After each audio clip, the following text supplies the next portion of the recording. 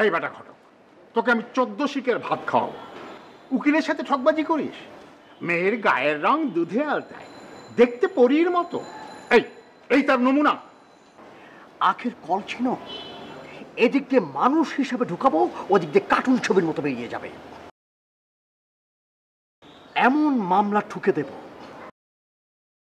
খটকালি ছেড়ে ওই যে কোর্টের বারান্দা আছে না, সেখানে ঘোরাফেরা করবে। আমাদের সাথে বাদ পারি না। Do you know?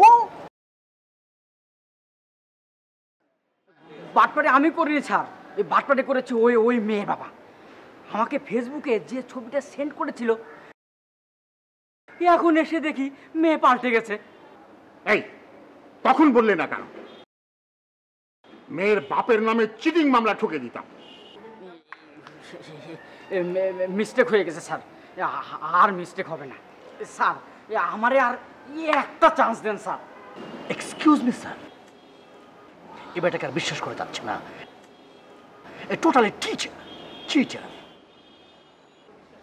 স্যার এই শেষবারের মতো বিশ্বাস করেন স্যার। এর আগে 4 বার তুমি একই কথা বলেছ। 4টি মেয়ের একটিও আমার পছন্দ হয়নি।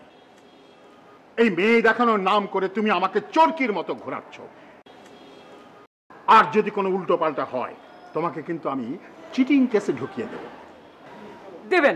দেবেন স্যার, প্রয়োজনে ফাঁসিতে ঝুলিয়ে দেবেন, আর ভুল হবে না। প্লিজ চলুন। কোথায় চলবো?